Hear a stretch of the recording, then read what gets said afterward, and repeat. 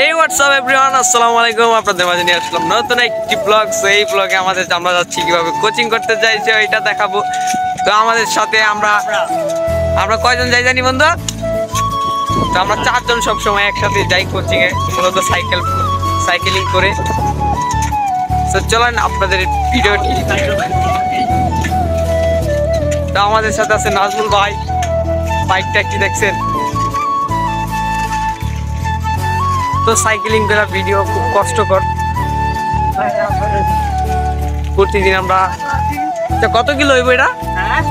আমরা কত kilo cycling করা? আড়াই কিলো তো হইবই। তো ভাই মনোমুগ্ধকর রাস্তাটা দিয়ে আমরা প্রতিদিন সকাল 6টা বাজে যাই আর আসি সকাল 10টার টাইমে।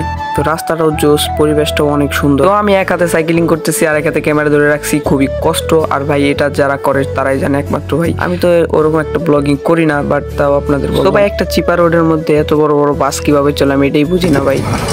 বাস যখন চাই তখন ভাই কানের করে আর কিছু শোনা যায় না। আর প্রতিদিনে আমি এই রাস্তাটা দিয়ে আমি সাইকেলিং করে যাই।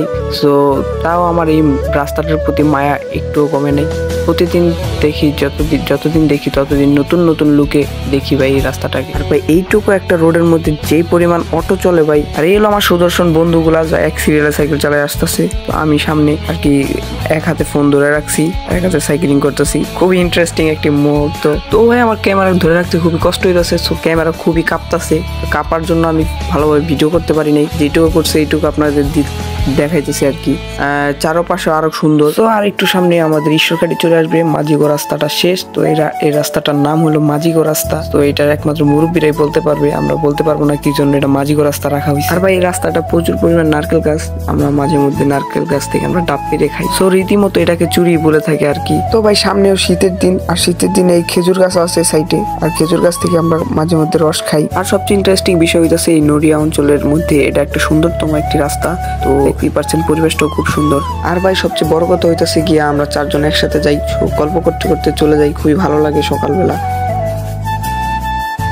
তো ভাই বন্ধু দুইটা অনেক পিছু পড়ে গেছে, আর একটা মনে হয় সামনে চলে গেছে। তো আমি তো ভিডিও করতে এসেছি আর ওরা আমার ফালায়া চলে যাইতেছে। সো আমি জোরে জোরে চিল্লা বলতেছি, বন্ধু স্লো চালা। আমি পিছিয়ে পড়ে গেছি। তো ও স্লো টানতেছে, আমি ওর যাইতেছি ওর সাথে। তো ভাই ভিডিওটি বিন্দু মাত্র ভালো লাগে থাকলে ভিডিওতে একটি like and share and subscribe করে দিন।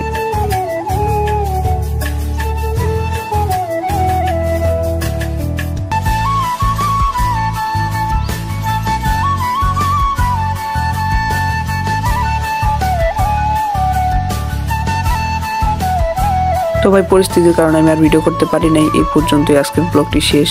দেখা হচ্ছে কোনো পরবর্তী ভিডিও নিয়ে। ততক্ষণ পর্যন্ত ভালো থাকুন, সুস্থ থাকুন। আল্লাহ হাফেজ।